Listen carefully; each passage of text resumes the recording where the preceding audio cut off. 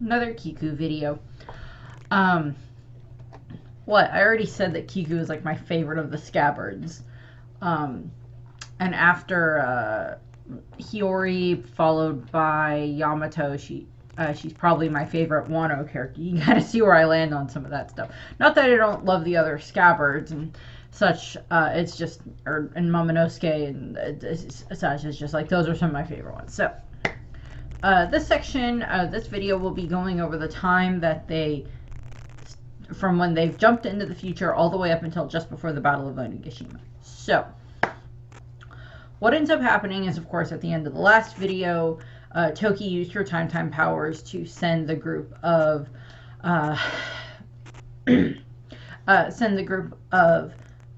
Kiku, Kinemon, Momonosuke, Raizo, and Kanjuro into the future 20 years.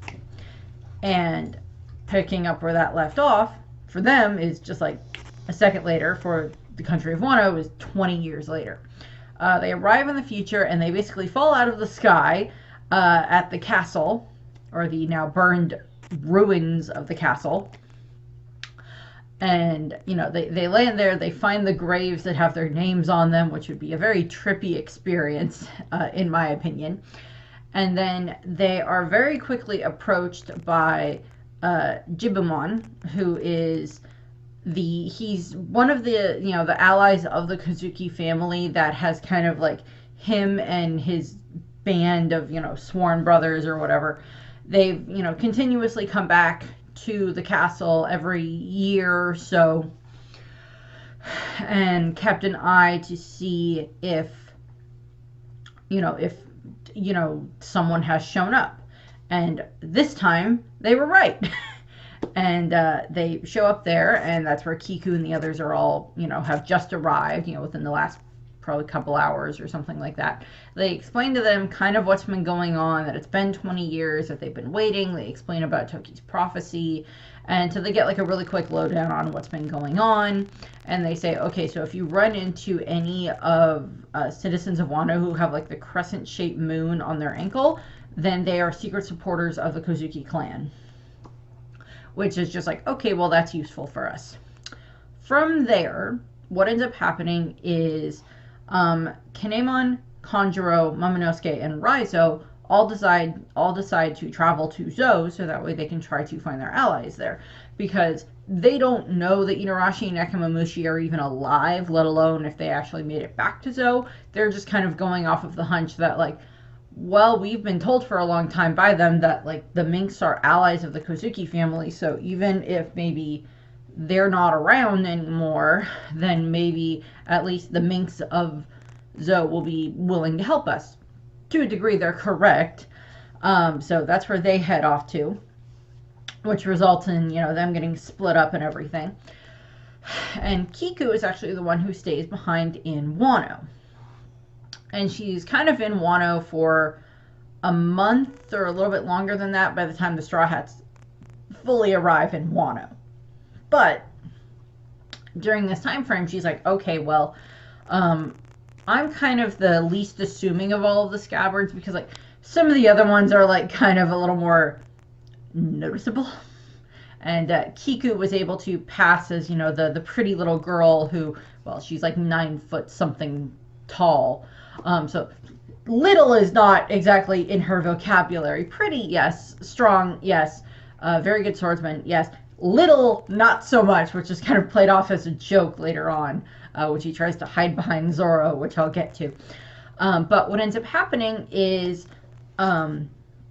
she's like, okay, well, I'm going to stay here and I'm going to gather as much information about what's been going on and about current politics, current events and residents and stuff like that as I can. So that way when the others return, I can then give them this thing for, like, okay, avoid these areas, these are potential allies, don't go here, this is what Orochi has been up to, all that other stuff. And she actually does a pretty good job of it. She ends up finding her way to Okabore town, where she ends up residing there, in the Kuri region. And she ends up actually working at the tea house that is owned by Surujo, and by Kinemon's wife. As I went over in Suru's video. Suru is another one of my favorite characters. I love Kinemon too, and Denjiro for this. But so Kiku goes and starts working there. I don't know. I mean, like, she probably figures out it's Suru pretty dang quickly. But I don't know how quickly Suru figures out that it's Kiku. She might figure it out kind of quickly, but I don't remember if we ever get an exact answer for that. She does say she figured out it was Kiku eventually. But, like, so Kiku works there as, like, the poster girl for the tea house and everything. And then when we get to the point where, like, the Wano arc actually starts, when, you know, Luffy and the others arrive there, you know, Zoro and Robin and Frankie and Usopp and Kinemon and stuff have been, like, there undercover for, like, a couple of weeks by that point, between, you know, Luffy and the others having to go to, you know, Whole Cake to get Sanji and everything, and then get to Wano and everything. So there's all of that. But, like, Kiku has been there for quite a while at this point in time. And out of all the ones who actually jump forward in time, she's actually the one that spends the longest in Wano before everything happens. Now, I don't think Kiku actually knows that, you know, Kinemon and the others have actually returned to Wano at that point in time. Because given what we see later, when she's really happy to be reunited with them, we don't really know. She seems very surprised and happy to see them. Like, she didn't know that they were back yet. So what basically ends up happening is she is working at the tea house, and she is being continuously courted by Urashima,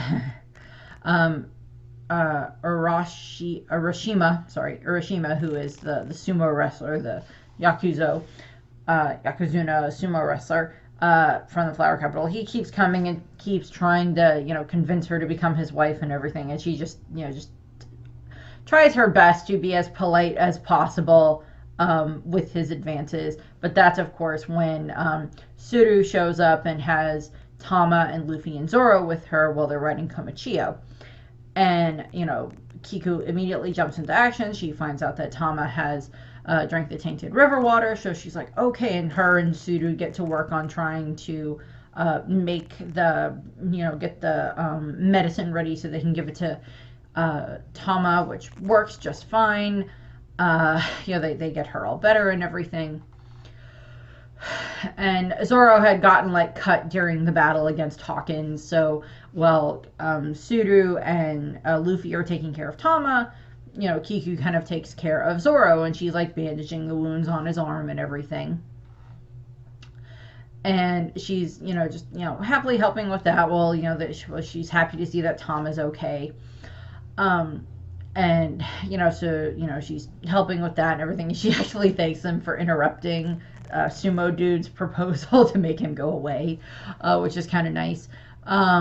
So she's, you know, formally introduces herself to them and everything. Kiku's just kind of there as everything is happening with Tama, with, like, her not wanting to eat and then all of that stuff, and getting yelled at by Suru and all of that.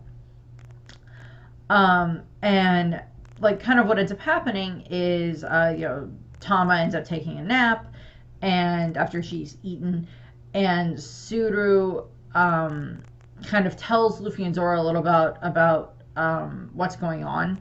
So, like, Kiku's kind of, like, listening into the background of this. And then that is when Suru almost gets hit by an arrow. Zoro protects her, and Batman shows up.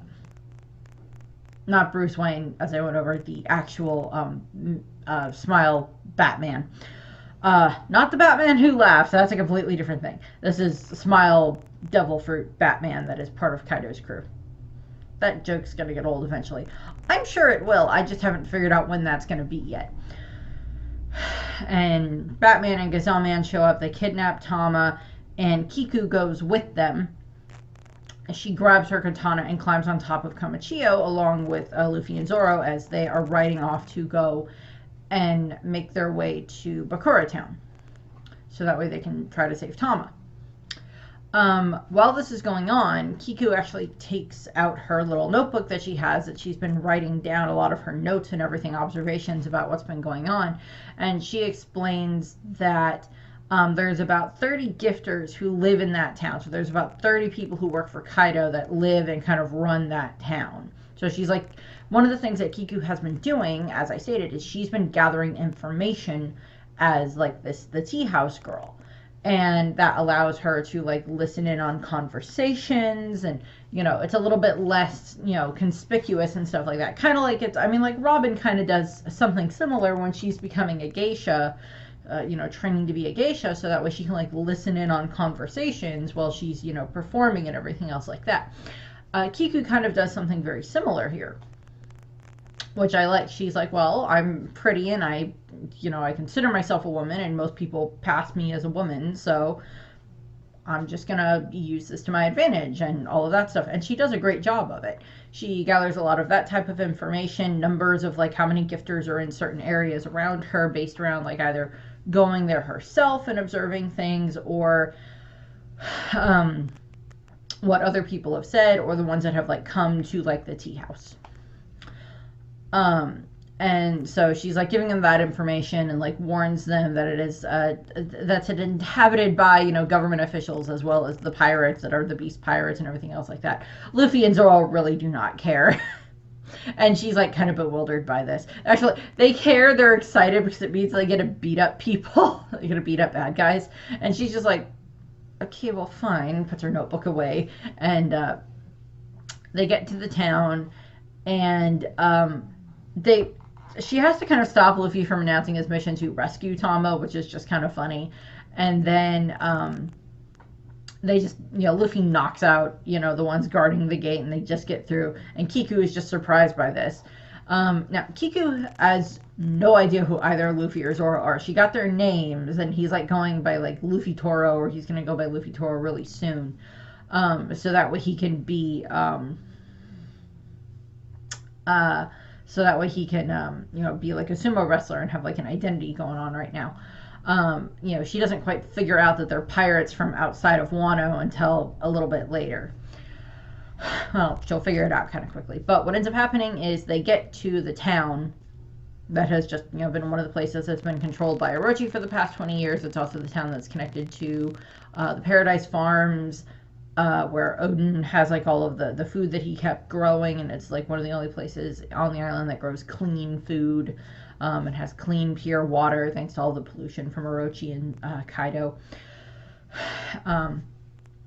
So they get to the town, and there's the sumo match going on right now that has the Urashima, has him there, and he's just like whooping different sumo wrestlers one right after the other. And then Luffy and the others show up, and Kiku's part of the group, and he like sees her, and he's like tries to proposing to her again and everything. And what ends up happening is actually a bunch of the men in the crowd actually end up want to grab her so they can carry her over to the ring for the sumo. And she actually tries to hide behind Zoro, and Zoro's like, because like she's taller than Zoro, which is funny. And he's like, okay, yeah, no, that's not gonna work. You're way too tall to hide behind me, lady. There's also a moment in this where I don't remember if it's in this section somewhere. It's in like this big scene that's happening when they're like on their way, and like they ask Kiku, like, this is kind of where it's revealed that she's like transgender, because they ask her something about like who she is, and the way that she like introduces herself. At that point in time, she uses like the masculine form of something, and that kind of throws them off for a second, but they're just like, okay, fine, whatever. I mean, okay, Luffy dealt with Ivankov down in Impel Down, and and like they've met Mr. Two, they've met Von Clay, they've he's met Ivankov and everything like that. So he's like, fine, sure, whatever, you're whatever gender you want to be. Yeah, I get it. So eventually what ends up happening is Kiku is actually kind of dragged into the ring as the audience begin to mock her, and Kiku is just, she kind of just gets fed up with this, and she ends up drawing her sword, and you know, Sumo Dude is just, he's gotten on her last nerve. She jumps and she slices his top knot off, which is just like very, very, he was calling like the crowd vulgar, and then she sliced off his top knot, and then she's saying that the only vulgar thing here is his heart, which is just a great comeback line. I love that. And he's just like, oh my god, you know, Elder Crowd is just like, oh my god, she cut off his top knot. Oh my god. And she defied him and doesn't want to marry him and everything like that. So he just gets angry. This leads to, I don't remember if this is when he then fights Luffy, or if Luffy then has fought him already. Somewhere in this time frame, Luffy and Sumo Dude fight. And, you know, Luffy defeats him exceedingly easily, which, again, Kiku is surprised by. And then this is when Hold'em ends up getting launched out of his... this is when some of Hold'em's subordinates tried to stop them. Luffy and Zoro just end up fighting against them.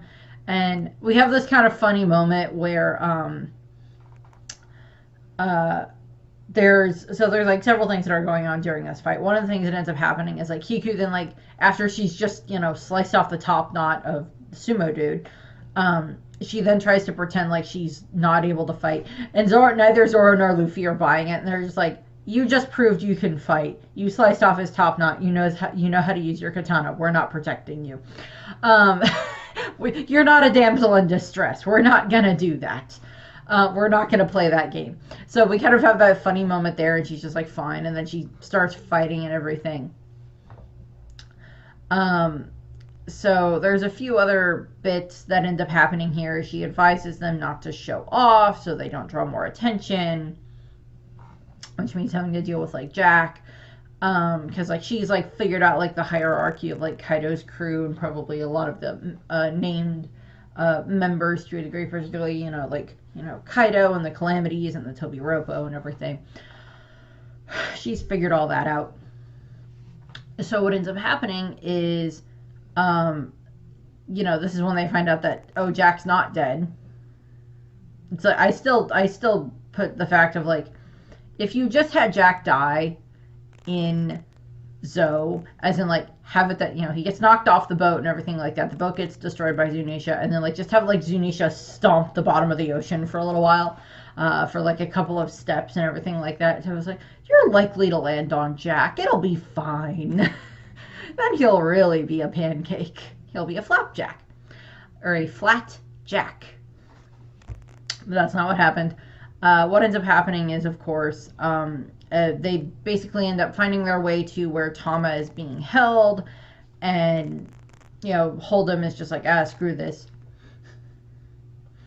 Actually, Kamachio, I think, ran through and grabbed them and took them to where Tama was, because he could like smell where she was, and he's like trying to drag them there to save Tama, because that's the reason they came to Bakura Town in the first place, is to save Tama. So they get there, and Kiku is just kind of there helping fight the riffraff with Zoro while Luffy is saving Tama. And then everything happens with speed. Law shows up. And Luffy and Luffy and Tama return with speed and the cart that has all of the food supplies on it and everything. And, you know, everybody's all jumping onto the cart and everything, as like Komachio is like gonna pull the cart and to take it back to Okabore Town, so that way everybody there can eat. And, you know, Luffy grabs the water and everything. And Kiku is just kind of befuddled by all of this, because she's like, who are these people? And then, like, you know, they get back to Okabore Town, and then it's time for them, you know, they get back to Okabore Town, they give them food and water and everything, and, you know, Kiku is just kind of, like, really happy about all this, because she's kind of seen, like, a taste of the suffering that's been going on, in, you know, just in Okabore Town and in Bakura Town and everything else like that, for the citizens of Wano, and, you know, she wants to help them, obviously.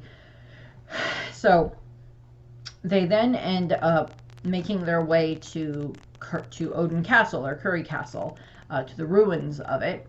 and Kiku is like there, and um, we have like the funny intro with Kinemon where like Law just like is just like, I'm just gonna freak out Luffy and Zoro. I'm just gonna freak out Luffy. This is gonna be fun, which is great because like he shows them the graves, and Luffy is just like, oh my god, there were ghosts this whole time, and then like Kinemon comes out and they do the funny intro there with like him having food poisoning, and then Law is just like, I think Law is laughing in the background, but Kiku is just so happy to see Kinemon. She kind of tackles him because she didn't realize that they were back in town. And she's like tackle hugs Kinemon, which is adorable. And then Kinemon, and then we get like the whole big explanation scene where, Nami and her group, the rest of the ones that had been Luffy's group to go get Sanji, return. And we have like Momonosuke is, I think, there during this time frame. So like Kiku's really happy to see Momonosuke and everything. And, so she's been reunited with some of them, and I think Shinobu does end up showing up in this time frame. So this is basically where we get, like, the whole big explanation of, here's our plan. We're going to plan for the Fire Festival. Here's the backstory for Odin for the whole time and everything like that we've been sent 20 years in the future. No, we're not ghosts. All of that stuff. So they get that explanation from Kinemon, and Kiku's just kind of there while all of this is happening, and she gets to meet the others and finds out about all of their plans and everything like that Kinemon has been working on and everything.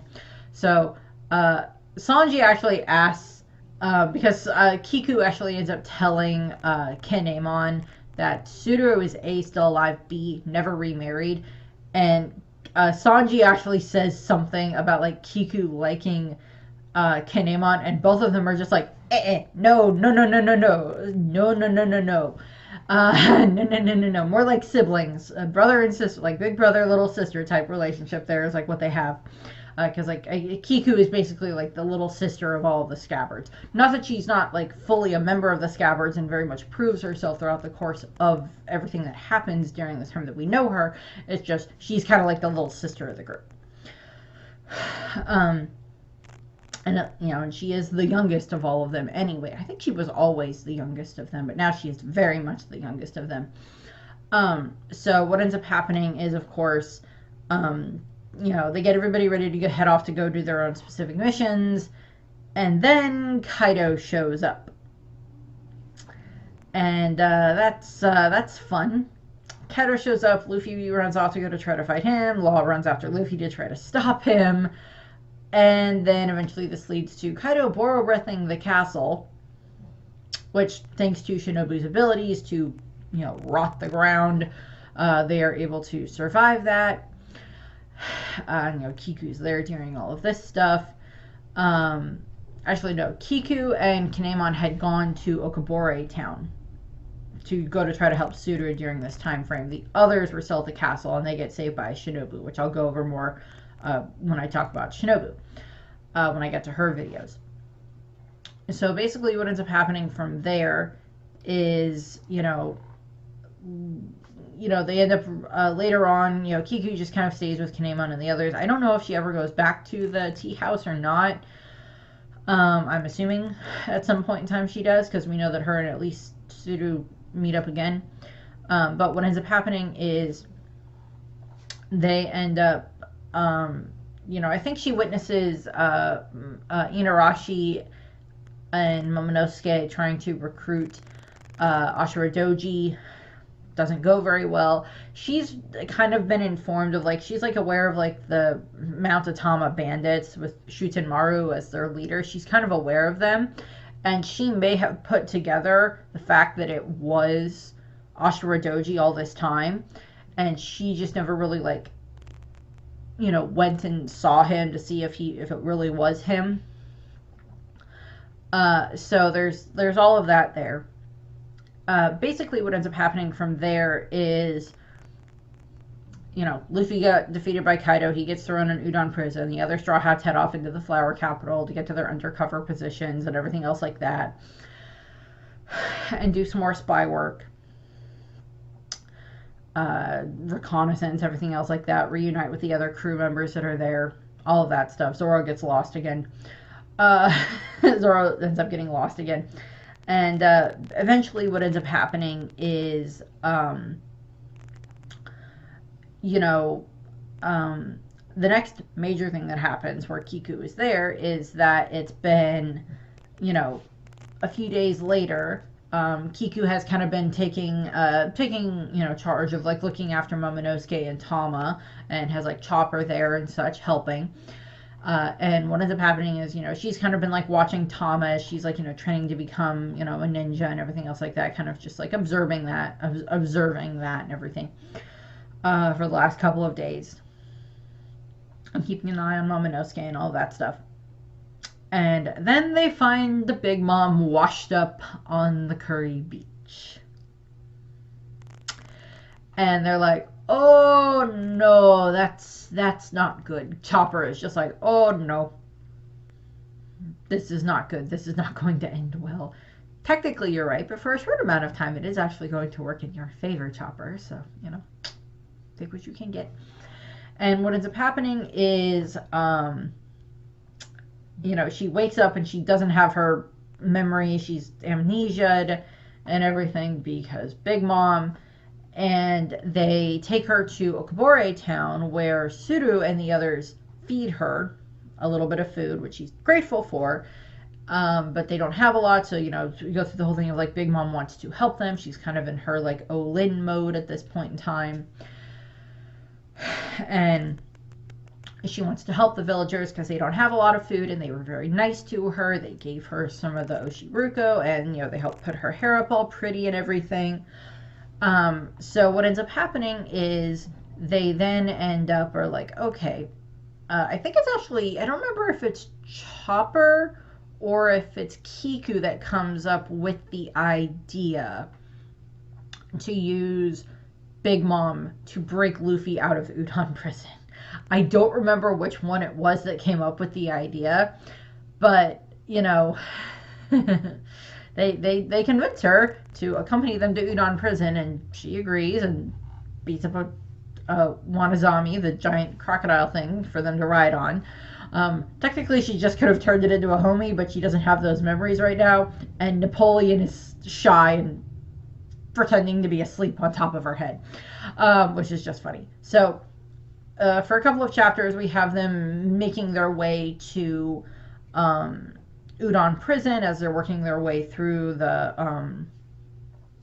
Udon region, and Kinemon is, or not Kinemon, Kiku is there and everything as they, Hitetsu yells at them over the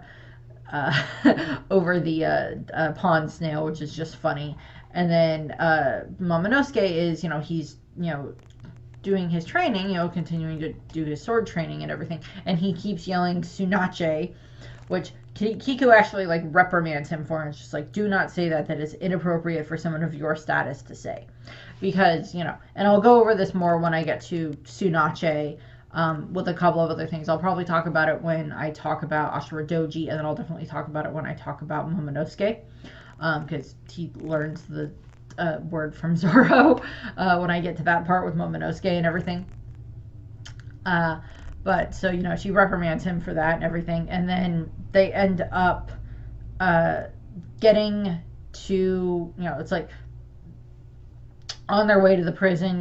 Kiku is like listening to like Tama and Big Mom talk about Oshiruko and how they really want more of it and everything, and how Big Mom wants to share it with the citizens of Okabore town for how nice they were.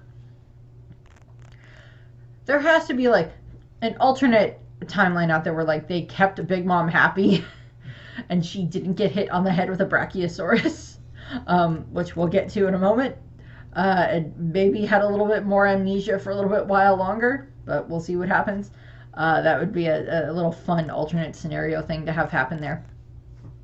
But what ends up happening is they get to the Udon prison, and Big Mom just is able to easily break into the prison like it's breaking into a cake. It's just like, yeah, just let her go. She's fine. She'll break her way inside, and then we'll follow in after her as Kiku is just very surprised by this. Chopper is not surprised. He's horrified. Kiku is just, oh god, she's strong. When she just breaks into the prison. And then Kiku She has Momonosuke and Tama hide, and then Kiku and Chopper end up head inside to try to go save Luffy. And of course, this leads into a bunch of the stuff where, Big Mom's running around trying to get the Yoshiriku, ends up fighting Queen, destroys a bunch of the prison in the process, ends up getting a Brachiosaurus landed on her head from fighting Queen, and then starts to get her memories back, passes out, gets trapped by Queen, sedated, covered in sea prism stone chains, and then Queen, along with a bunch of the other higher ranking members of the Beast Pirates that are at Udon Prison, then skedaddle back to Onigashima with Big Mom to take her to Kaido. Because Queen's like, I was able to knock her out, but she was not at full strength and not fully in her right mind, so I will take advantage of this. And I don't think I could beat her. I'm sure the boss could if need be. So I'm just gonna take her there. So she's better to be handled there. So all of that.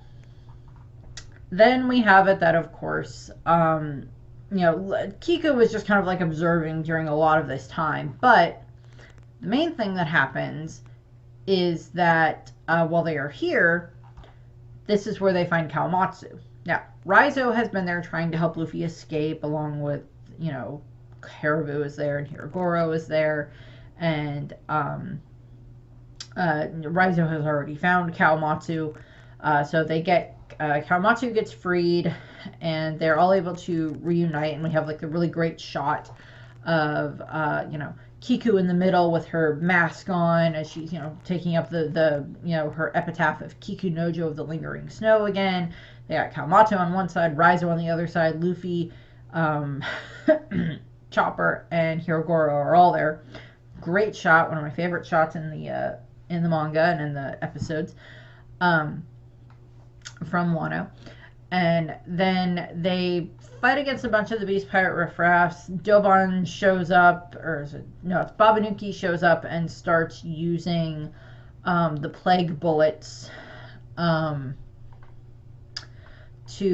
infect the prisoners on Queen's orders, and then the prisoners, Luffy ends up going in and getting infected and trying to stop them and trying to show them that they're there to help and everything, and then he ties up Babanuki's trunk, and somehow Babanuki survives all of that.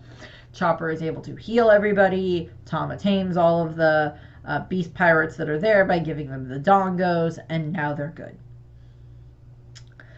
And so Kiku is involved in this. We do see her fighting and everything, and we have kind of the moment where everybody is like, wait a second, is that can't be Kikunojo of the Lingering Snow, or Raizo of the Mist, or Kawamatsu the Kappa, but wait, they are, or Hirogoro of the Flower. It's just like, oh my god, it is them. Who's the boy in red?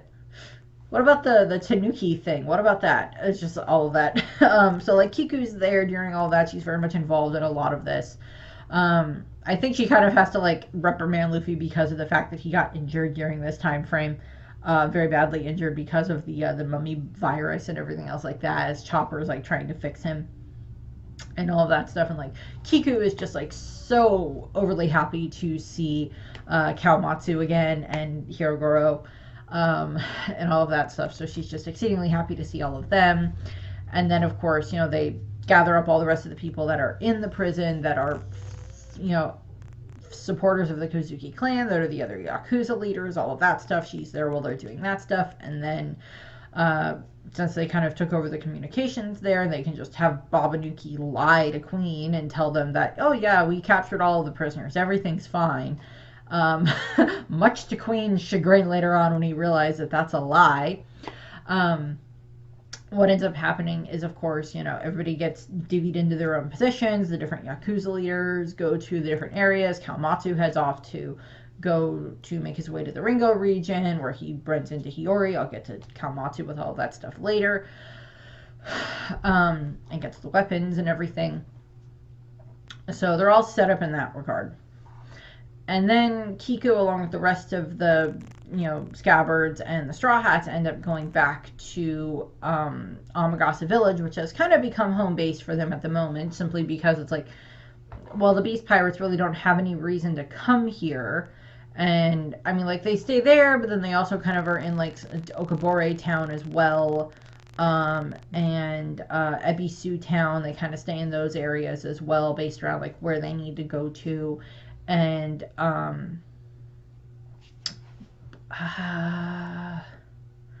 am trying to remember. I don't remember. I don't think we see Kiku when everything is going down with Yasuie, with his execution. I'm quite certain that. Oh, no, no, no, no, no, no. That's right, because the execution is happening while Luffy is at Udon Prison. And Kiku and the others are like, all of the havoc is going on kind of while that's going on. They kind of see part of what's going on, but I don't think Kiku is there during that time frame. Luffy and Hirogoro kind of see what's going on. So presumably Kiku found out about it after the fact, or got more of the details about it after the fact. And she was probably pretty heartbroken by that, because she did know who Yasuie was, as, you know, a friend to Odin and a friend to the Scabbards and everything for all that time. So, and, you know, like, just this representation of like who he was and what he stood for and everything. So she was probably pretty torn up about that. But I was just like, I don't remember if we really see her reaction to Yasuie's death. I don't think so. But, you know, so she's like with the allies at Amagasa Village. She's there when they find out that Hiyori is alive. They don't tell, you know, Kawamatsu is at least smart enough not to tell them exactly where she is, just that she's alive. Otherwise, you know, Kanjuro would have used that information and given it to Orochi. And then she's there when Zoro receives Enma from Momonosuke, or from Hiyori, as like the exchange and everything else. She also returns the sword that the Kitetsu blade, returns that to to Shimasu, to Sukiyake, but you get the idea. Returns that blade to him that Luffy had used, and everything. So that's kind of going on. She's there while they're doing all of the prep work and everything, mostly in the background, while like Kinemon is like communicating with a bunch of the other groups as they're spread out around Wano, gathering the weapons and getting the ships ready and gathering up other allies and everything else like that. And then we get to a couple of days, you know, like the day before the raid, and her, along with all the rest of the Scabbards that are there, along with Momonosuke and Shinobu, start making their way to Tokage Port, where they're going to meet their allies. But of course, when they arrive at the port, they